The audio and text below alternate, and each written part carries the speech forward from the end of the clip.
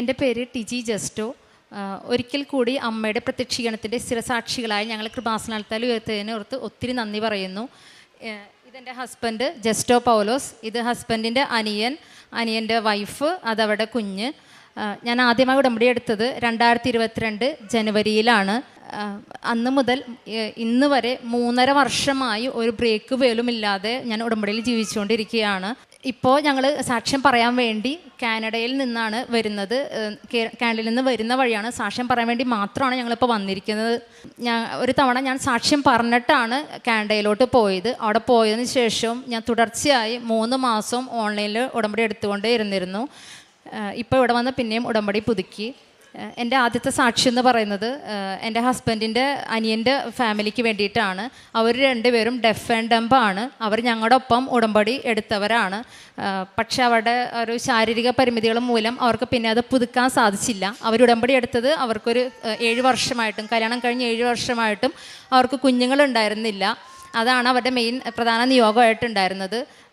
പിന്നീട് അവർക്കത് പുതുക്കാനോ ഉടമ്പടിയിലെ കാര്യങ്ങൾ അവരുടെ പരിമിതികൾ മൂലം ചെയ്യാൻ സാധിക്കാതിരുന്നുകൊണ്ട് ഞാൻ ആ നിയോഗം എൻ്റെ ഉടമ്പടിയിൽ വയ്ക്കുകയാണ് ചെയ്തത്.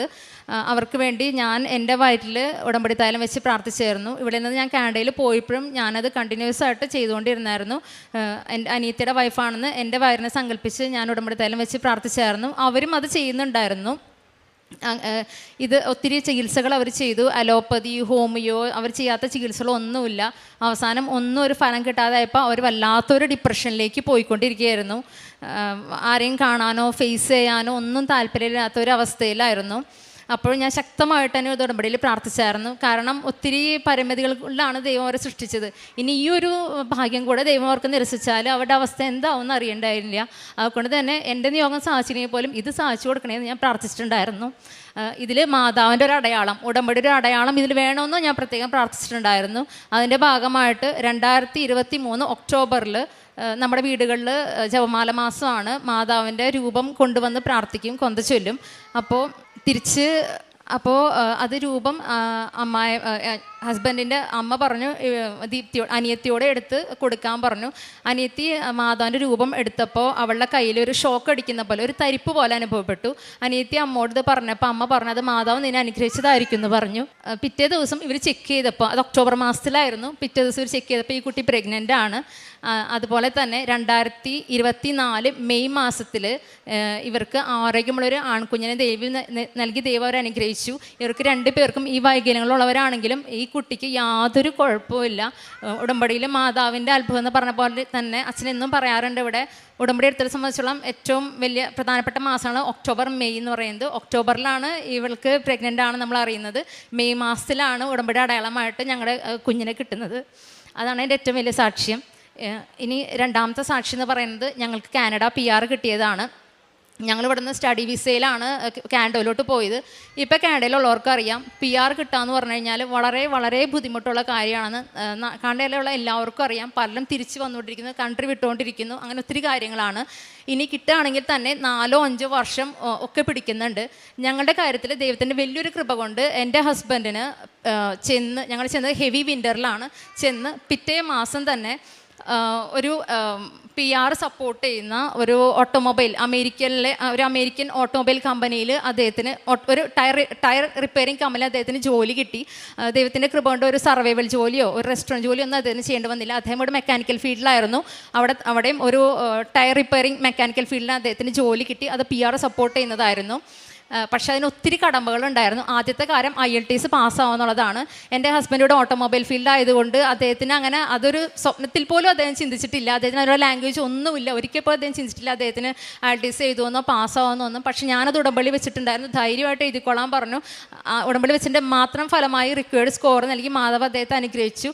അടുത്ത സ്റ്റെപ്പ് എന്ന് പറയുന്നത് ഞങ്ങൾക്ക് വെസ് ചെയ്യാന്നുള്ളതാണ്. കാരണം അദ്ദേഹം ഇവിടെ പഠിച്ച ആളാണ്. അപ്പോൾ ഇവിടുത്തെ ഓട്ടോമൊബൈൽ ഡിപ്ലോമ കാനഡയിലോട്ട് ഈക്വലൻസി സർട്ടിഫിക്കറ്റ് അതിൻ്റെ കിട്ടണം. അത് കിട്ടിയാലാണ് നമുക്ക് ഇതുമായിട്ട് മുന്നോട്ട് പോകാൻ പറ്റത്തുള്ളൂ. പക്ഷേ ഞങ്ങൾ വെസ്സിന് അപ്ലൈ ചെയ്തപ്പോൾ അവർ ഇത് ഈക്വലൻ്റ് ആക്കാൻ പറ്റത്തില്ല എന്ന് പറഞ്ഞ് ഞങ്ങൾക്ക് മെയിൽ വന്നത്.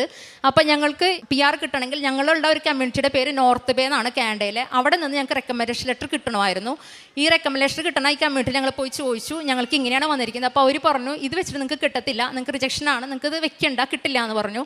പക്ഷേ ഈ തരേണ്ട ആളുകളാണ് നമ്മളോട് ഇത് പറഞ്ഞത്. ഞാൻ ഉടമ്പടി പാലിക്കുന്ന വ്യക്തിയല്ല, ഉടമ്പടി ജീവിക്കുന്ന വ്യക്തിയായുള്ള ഒരു വിശ്വാസം എനിക്കുള്ളത് കൊണ്ട് തന്നെ ഞാൻ എൻ്റെ ഹസ്ബൻഡിനോട് പറഞ്ഞു, ഈ കമ്മ്യൂണിറ്റി അല്ല കർത്താവ്, യേശുവാണ് കർത്താവ്. എനിക്കിതെൻ്റെ ദൈവം തരുന്ന നല്ല വിശ്വാസമുണ്ട്. എനിക്ക് ഇവർ തന്നെ, എൻ്റെ ദൈവം, പരിശുദ്ധ അമ്മ എൻ്റെ ദൈവത്തിന് എനിക്കിത് മേടിച്ച് തരും, നമ്മളിതായിട്ട് മുന്നോട്ട് പോകാമെന്ന് പറഞ്ഞു. അങ്ങനെ ഞങ്ങളിത് അപ്ലൈ ചെയ്തു.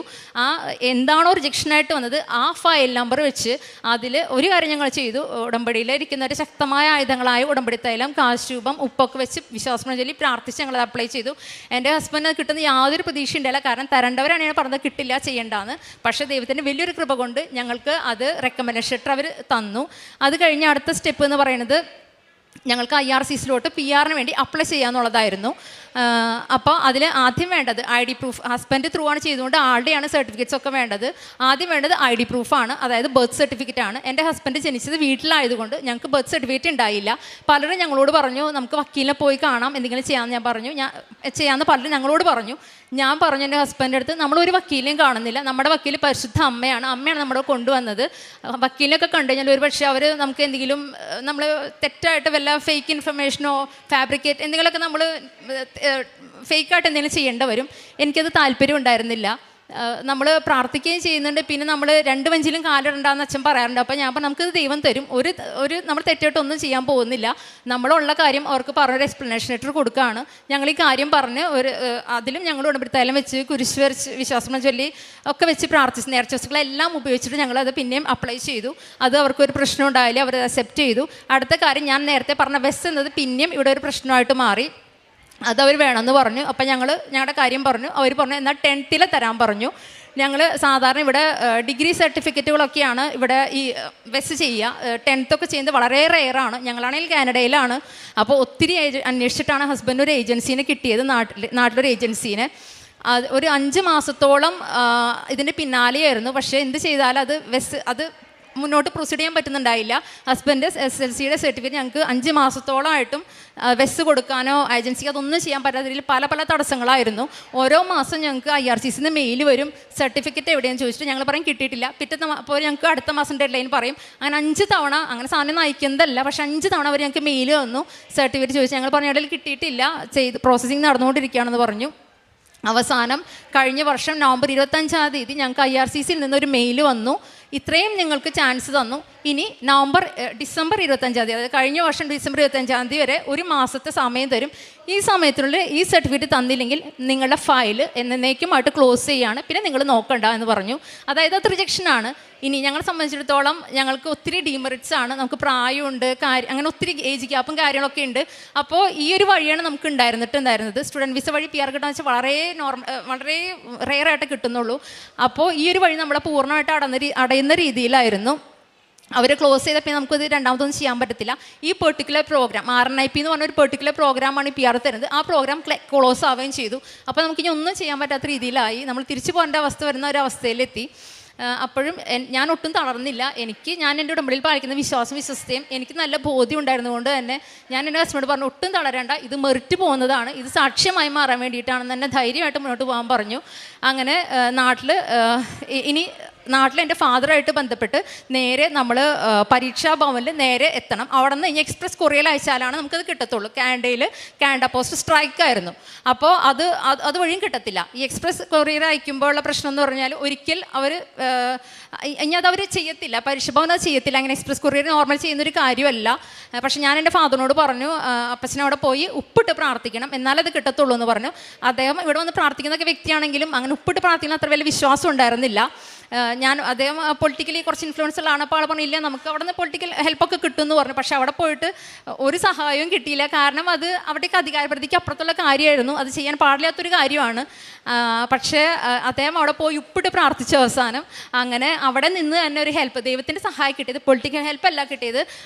അവരിൽ നിന്നൊരാൾ എൻ്റെ ഫാദറിൻ്റെ കൂടെ പോയി എക്സ്പ്രസ് കൊറിയറായിട്ട് അത് അയച്ചു. ഞാൻ പറഞ്ഞായിരുന്നു അതിൽ അയക്കുമ്പോൾ അത് പ്രത്യേകം വിശ്വാസം ചൊല്ലി ഉപ്പിട്ട് പ്രാർത്ഥിക്കണമെന്ന്. അപ്പച്ചൻ അതുപോലെ തന്നെ അയച്ചു.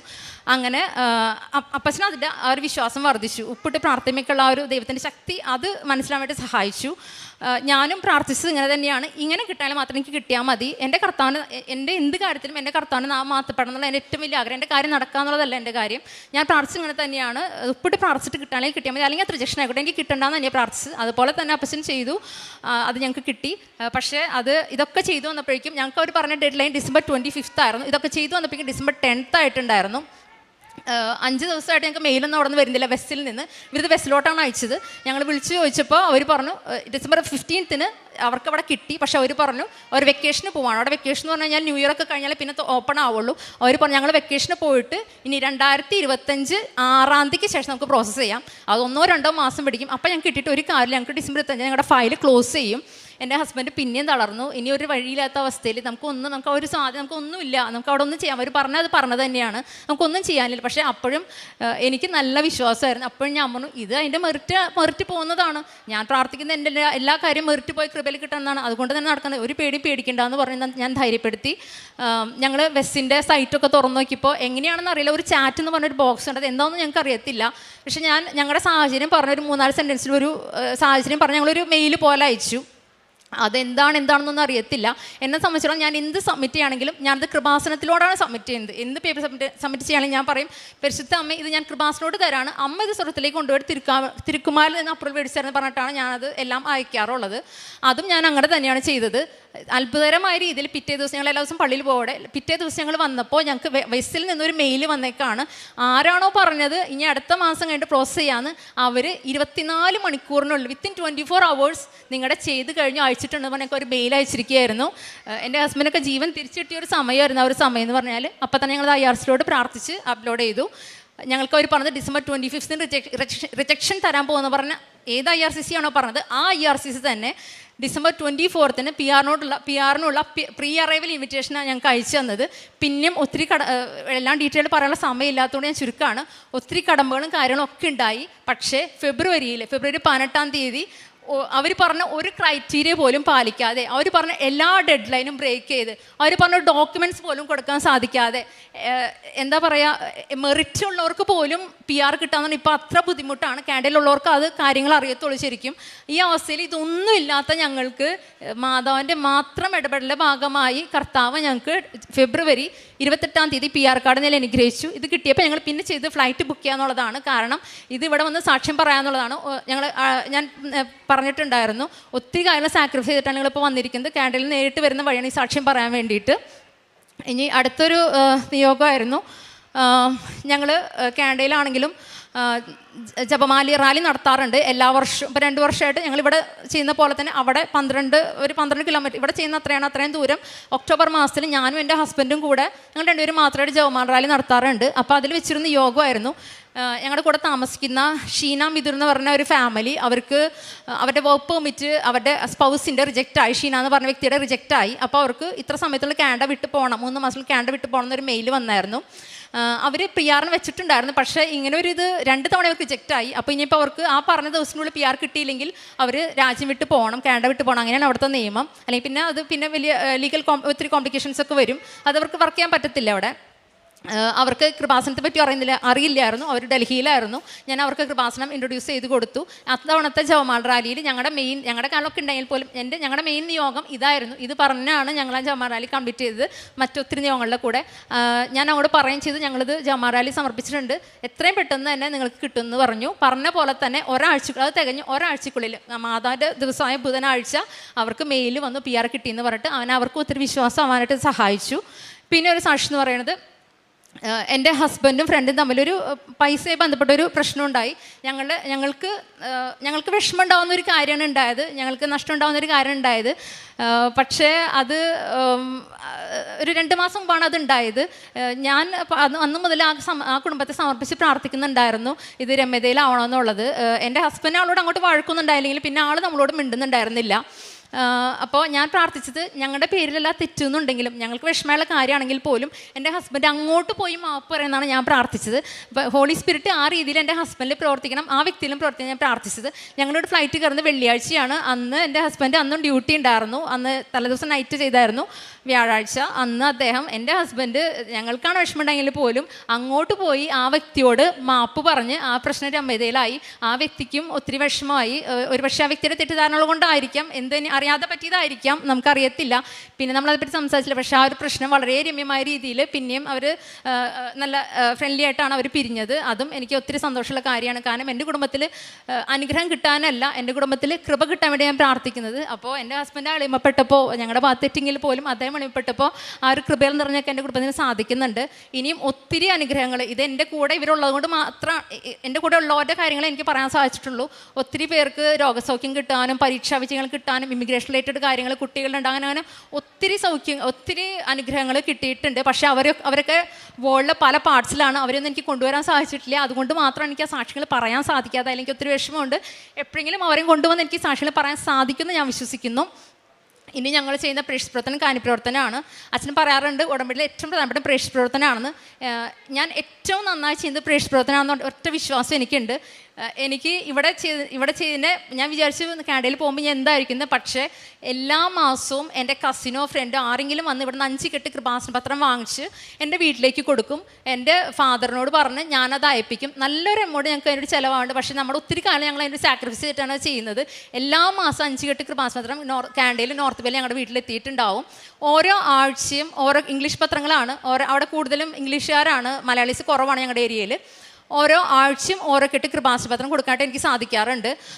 അത് ഇവിടെ കൊടുക്കുമ്പോൾ അത്ര എളുപ്പമല്ല. കാരണം വെതർ അത്ര ഹാഷാണ് ഞങ്ങളുടെ ഏരിയയിൽ. ഞങ്ങൾ ടൊറൻ്റ് ഭാഗത്തൊന്നുമല്ല, അവിടെ നിന്ന് കുറച്ച് പോകേണ്ട ഒരു ഏരിയയാണ്, കുറച്ച് ഉള്ളിലോട്ടാണ്. -30 ഒക്കെ വരെ പോകുന്നൊരു ഏരിയയാണ്. നല്ല ബുദ്ധിമുട്ട് തന്നെയാണ് അത് കൊടുക്കുകയെന്ന് പറഞ്ഞു കഴിഞ്ഞാൽ.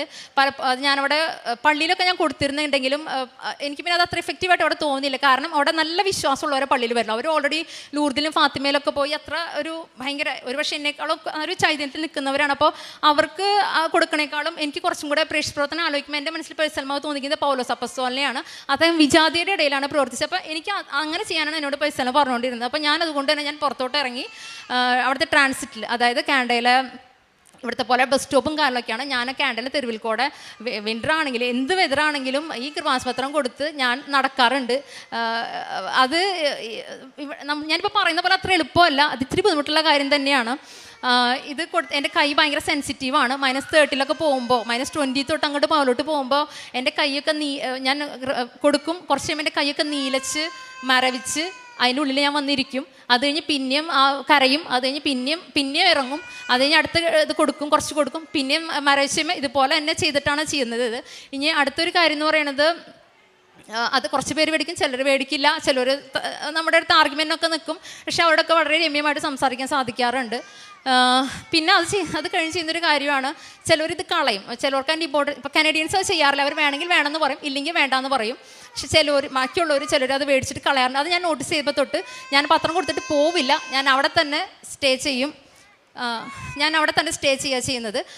കുറേ നേരം ഞാനവിടെ നിൽക്കും, അവരെ വാച്ച് ചെയ്ത് അവസാനം അവർ പോയി കഴിയുമ്പോൾ എല്ലാവരും ആ പെർട്ടിക്കുലർ വ്യക്തി പോയി കഴിയുമ്പോൾ ഞാൻ എല്ലാ ഡസ്റ്റ്ബിന്നും, അത് ഞാൻ ഈ പറയുന്ന പോലെ അത്ര എളുപ്പമല്ല, എല്ലാ ഡസ്റ്റ്ബിനും, ഒരുപക്ഷെ അവിടെ ഹോംലെസ്സുകൾ പോലും ചെയ്യില്ല. അത് ഇച്ചിരി ബുദ്ധിമുട്ടുള്ള കാര്യമാണ്.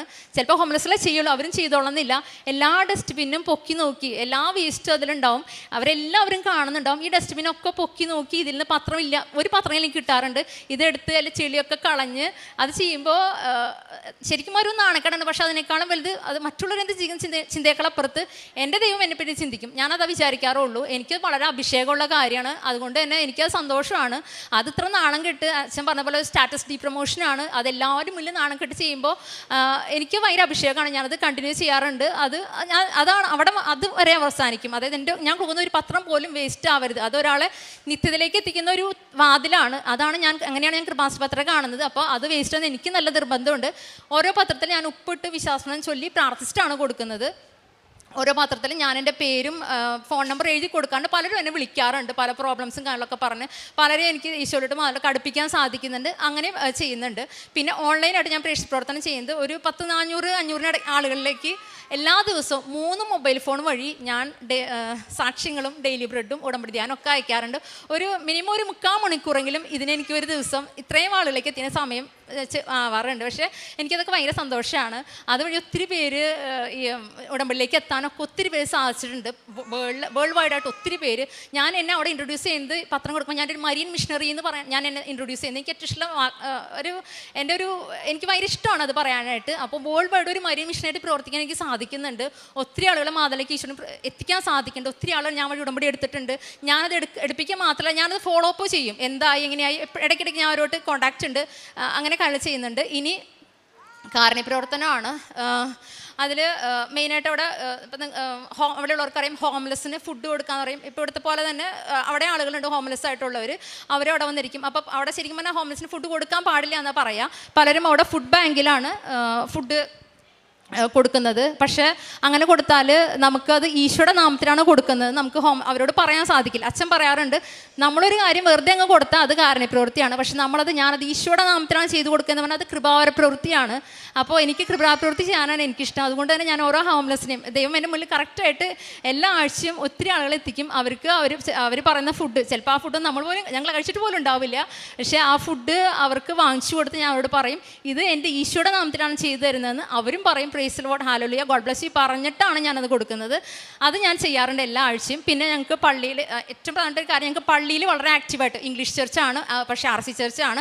പള്ളിയിൽ ഞാനും ഹസ്ബൻഡും ഞങ്ങളുടെ 2 മക്കളുടെ വളരെ ആക്റ്റീവായിട്ട് പ്രവർത്തിക്കാണ്ട് സാധിക്കുന്നു.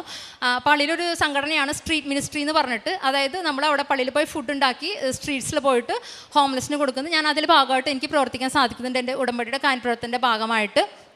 പിന്നെ അടുത്തത് ഈ പ്രേക്ഷിത പ്രവർത്തനത്തിൻ്റെയൊക്കെ ഭാഗമായിട്ട് ഒത്തിരി ആളായിട്ട് കണക്ഷൻ വരാനായിട്ട് അത് സാധിച്ചു. ഒത്തിരി പേരായിട്ട് കോൺടാക്ട്സ് വരാൻ സാധിച്ചു. അപ്പോൾ ഇവരൊക്കെ പല പ്രശ്നങ്ങൾക്ക് നമ്മളെ വിളിക്കും. അപ്പോൾ എനിക്കിപ്പോഴും അറിയില്ല എങ്ങനെയാണ് സാധിക്കുന്നത്. പലരും അത്ര ബുദ്ധിമുട്ടാണ്, ഇവിടെ നിന്ന് ഒത്തിരി കഷ്ടപ്പെട്ടൊക്കെയാണ് എല്ലാവരും അവിടെ പോകുന്നത്, കടം മേടിച്ചൊക്കെയാണ് ഇന്ത്യയിലെ പല ഭാഗത്തു നിന്നുള്ളവരും. അപ്പോൾ പലർക്കും റെൻറ്റ് കൊടുക്കാനായിട്ടോ അല്ലെങ്കിൽ ഫീസ് കൊടുക്കാനായിട്ട്, അവരുടെ ഫോൺ ബില്ല് അടയ്ക്കാനായിട്ട്, ഗ്രോസറി മേടിച്ച് കൊടുക്കാനായിട്ട്, അങ്ങനെയൊക്കെ ഞങ്ങൾക്ക് ഹെൽപ്പ് ചെയ്യാൻ സാധിച്ചിട്ടുണ്ട്. പക്ഷേ ഞാൻ നേരത്തെ പറഞ്ഞ പോലെ എന്ത് ചെയ്താലും, ഒരു ചെറിയ കാര്യം ചെയ്താലും വലിയ കാര്യം ചെയ്താലും ഇത് ഈശോയുടെ നാമത്തിനാണ് കൊടുക്കുന്നത്. അവരോട് പറഞ്ഞിട്ടാണ് ചെയ്തു കൊടുക്കാറുള്ളത്. ഇപ്പോൾ ആലോചിക്കുമ്പോൾ തോന്നാറുണ്ട് ഇതൊക്കെ എങ്ങനെ സാധിച്ചു എന്ന്. പക്ഷേ എന്നിട്ട് ഞങ്ങളുടെ കാര്യം വരുമ്പോൾ ഞങ്ങൾക്ക് പലരോടും കടം മേടിച്ച് ഞങ്ങളുടെ ഈ കാര്യങ്ങൾ ചെയ്യാറുള്ളത്. പക്ഷേ എന്നിരുന്നാലും അവസാനം ദൈവം അതിൻ്റെ ഇരട്ടിയായിട്ട് ഞങ്ങൾക്ക് തരുകയും ചെയ്യാറുണ്ട്. പിന്നെ ഉടമ്പടി ഞാനിവിടെ നാട്ടിലായിരുന്നപ്പോൾ ഉടമ്പടിയുടെ പ്രേക്ഷിത പ്രവർത്തനത്തിൻ്റെ ഭാഗമായിട്ട് കുറച്ച് പാവപ്പെട്ട കുടുംബങ്ങളിലേക്ക് എത്താൻ സാധിച്ചായിരുന്നു. അപ്പോൾ അവരെ ഇപ്പോഴും ഞങ്ങളത് ആർക്കും അറിയില്ല, ഞങ്ങൾ ഈ ചെയ്യുന്ന കാലമൊന്നും ആർക്കും അറിയില്ല. ഇവിടെ പറയുന്നത് കൊണ്ട് മാത്രം പറയുന്നതാണ്. ഒത്തിരി കുടുംബങ്ങളെ ഞങ്ങൾക്ക് ഇപ്പോഴും ഒരു നിശ്ചയ എമൗണ്ട് ഞങ്ങൾക്ക് അവർക്ക് അയച്ചു കൊടുക്കാൻ സാധിക്കും. ഞങ്ങളുടെ ദാരിദ്ര്യത്തിൽ നിന്ന് ഞങ്ങൾക്ക് അയച്ചു കൊടുക്കാൻ സാധിക്കുന്നുണ്ട്. പക്ഷേ അതിന് കർത്താവ് ഞങ്ങൾക്ക് ഇതിൻ്റെ ഇരട്ടിയായിട്ട് ഇതിനൊക്കെ ഞങ്ങൾക്ക് തിരിച്ചു തന്നുകൊണ്ടിരിക്കുന്നുണ്ട്. പിന്നെ ആധ്യാത്മികമായിട്ടുള്ളൊരു വളർച്ച എന്ന് പറഞ്ഞാൽ നമ്മുടെ കുടുംബ പ്രാർത്ഥന, കുർബാന, ഇതൊന്നും മുടക്കാറില്ല. എത്ര തിരക്കാണെങ്കിലും എന്താണെങ്കിലും കുടുംബ പ്രാർത്ഥനയും എല്ലാം പ്രാർത്ഥനയും കാണലും എല്ലാം നമ്മൾ ചെയ്യാറുണ്ട്. 2 ആഴ്ച കൂടുമ്പോൾ ഇംഗ്ലീഷ് ചർച്ചാണെങ്കിലും പോയി കുമ്പസാരിക്കണം. ചിലപ്പോൾ 2 ആഴ്ചയല്ല, ഒരാഴ്ചയിൽ തന്നെ കുമ്പസാരിക്കാറുണ്ട്. അതുപോലെ തന്നെ കുർബാന എൻ്റെ ജീവിതത്തിൽ ഞാൻ മുടക്കാത്തൊരു കാര്യമാണ് വിശുദ്ധ കുർബാന. അവിടെ എല്ലാ ദിവസവും കുർബാനയ്ക്ക് വന്നിട്ടുണ്ടെന്ന് വെച്ചാൽ അത്ര ബുദ്ധിമുട്ടുള്ള കാര്യമാണ്. ഞങ്ങൾ മലയാള ഇടവകയൊന്നും അല്ല, ഇംഗ്ലീഷ് ഇടവകയാണ്. വീട്ടിൽ നിന്ന് ദൂരമുണ്ട്. വിൻ്റർ വളരെ ഹാഷാവുന്നൊരു സ്ഥലമാണത്. അപ്പോൾ ഹസ്ബൻഡ് ഇല്ലെങ്കിൽ കാറിൽ പോവും, അല്ലെങ്കിൽ ബസ്സിൽ പോവും. -30 ഞാൻ നടന്നു പോയിട്ടുണ്ട്. അരമണിക്കൂർ 3/4 മണിക്കൂറൊക്കെ നടന്നു പോയിട്ടുണ്ട്. എനിക്ക് എന്ത് വന്നാലും ഞാൻ വിശുദ്ധ കുർബാന മുടക്കാറില്ല. അതുകൊണ്ട് പല കാലം എനിക്ക് കോംപ്രമൈസ് ചെയ്യേണ്ട വരാറുണ്ട്. ഇപ്പോൾ എൻ്റെ ജോലി സ്ഥലത്താണെങ്കിലും അവിടെ എല്ലാവരും അവേഴ്സും ഷിഫ്റ്റും കിട്ടാൻ വേണ്ടി ഓടി നടക്കും. പക്ഷേ എനിക്ക് അവർ ഷിഫ്റ്റ് ഇടുമ്പോൾ ഞാൻ പറയും, എനിക്ക് കുർബാനയ്ക്ക് പോകണം, എൻ്റെ കുർബാന മുടക്കിയിട്ട് ഞാൻ വരില്ല എന്ന് പറയും. അതുകൊണ്ട് മറ്റുള്ളവർക്ക് നഷ്ടം തോന്നുന്ന, പക്ഷെ എനിക്ക് നേട്ടം തോന്നിയ എനിക്ക് ഉണ്ടായിട്ടുണ്ട്. എന്നെ പല രീതിയിലും അതൊക്കെ ബാധിച്ചിട്ടുണ്ട്. പക്ഷെ എന്നാൽ പോലും ഇപ്പോഴും അതിലൊന്നും ഞാൻ ഒരു വിട്ടുവീഴ്ചയ്ക്ക് തയ്യാറല്ല. എനിക്ക് എൻ്റെ ഈശോ എല്ലാ ദിവസവും സ്വീകരിക്കണം. പിന്നെ ഞാനായിരിക്കുന്ന ഇടങ്ങളിൽ എൻ്റെ വാക്കും പ്രവൃത്തിയും എൻ്റെ നിലപാടുകളും കൊണ്ട് ഞാനൊരു ക്രിസ്ത്യാനിയാണ്, ഞാനൊരു ക്രിസ്ത്യ വിശ്വാസിയാണ്, ഈശോയുടെ മോളാണെന്ന് മറ്റുള്ളവർ പറയിപ്പിക്കാൻ എനിക്ക് സാധിച്ചിട്ടുണ്ട്. നീ വളരെ സ്പിരിച്വലാണ്, നീ ഹോളിയാണ്, നീ എന്താ പറയുക, നീ വളരെ റിലീജിയസ് ആണ് എന്ന് ആളുകൾ ഇങ്ങോട്ട് ചോദിക്കുന്ന രീതിയിലുള്ള നിലപാട് ഉയർത്താൻ എനിക്ക് സാധിച്ചിട്ടുണ്ട്. ഉദാഹരണമായിട്ട് അവിടെ ഈശോയുടെ നാമൊക്കെ വൃഥാ പ്രയോഗിക്കുക, അങ്ങനെ പല മോശം രീതിയിൽ പറയും. അതെൻ്റെ സുപ്പീരിയേഴ്സ് ആണെങ്കിലും ആരാണെങ്കിലും ഞാൻ പറയും, ഇതെൻ്റെ കർത്താവിൻ്റെ നാമമാണ്, എൻ്റെ കർത്താവിൻ്റെ നാമം പരിശുദ്ധമാണ്, ഇത് എൻ്റെ മുന്നിൽ വെച്ച് ഉപയോഗിക്കുക, ഇതൊരു തെറ്റാണ്, ഇത് ചെയ്യാൻ പാടില്ല എന്ന് ഞാൻ പറയും.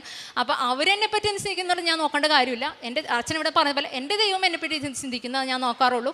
അതൊക്കെ ഞാൻ അതുപോലെ തന്നെ പറയാറുണ്ട്. അതുപോലെ തന്നെ ഞായറാഴ്ച കുർബാന പലരെയും ഇപ്പോൾ ഇവിടെ ഉടമ്പെടുത്തിട്ടുള്ള പോരാണെങ്കിൽ പോലും ഞായറാഴ്ച കുർബാനയ്ക്ക് പോകാത്തവർ, അതുപോലെ എന്താ പറയുക ഗുഡ് ഫ്രൈഡേ പള്ളിയിൽ പോകാത്തവർ, ഈസ്റ്ററിൻ്റെ പള്ളിയിൽ പോകാത്തവർ അങ്ങനെ ഒത്തിരി ആളുകളുണ്ട്. അപ്പോൾ ഇവരൊക്കെ കാണുമ്പോൾ ഞാൻ പറയും, ഞാൻ തിരുത്താറുണ്ട്, നിങ്ങൾ പോകണം, അത് തെറ്റാണെന്ന് ഞാൻ പറയാറുണ്ട്. ഇതൊക്കെയാണ്. സമയക്കുറവുകൊണ്ട് ഇവിടെ നിർത്താണ്. അപ്പോൾ എന്നോട് വൈ കൃപാസനം എന്ന് ചോദിച്ചാൽ എനിക്ക് പറയാനുള്ളത്, എൻ്റെ ദൈവസ്നേഹം വർദ്ധിക്കാനായിട്ട് കാരണമായൊരു സ്ഥലം, അല്ലാതെ എനിക്ക് PR കിട്ടാനോ എന്നെ ക്യാൻഡിൽ കൊണ്ടുപോകാനോ ഒന്നുമല്ല. ഇതൊക്കെ ദൈവത്തിന് വേണ്ടി നഷ്ടപ്പെടുത്താനൊരു നിലപാട് സ്വീകരിക്കാനായിട്ട് എന്നെ പഠിപ്പിച്ച സ്ഥലം. അപ്പോൾ വൈ കൃപാസനം എന്ന് ചോദിച്ചാൽ കൃപാസനമാണ് എനിക്ക് എൻ്റെ കർത്താവിനെ തന്നത്.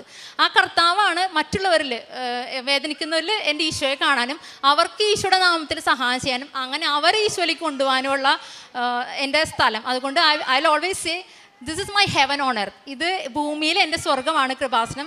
So thank you Jesus Christ, thank you so much Mother Mary, love U.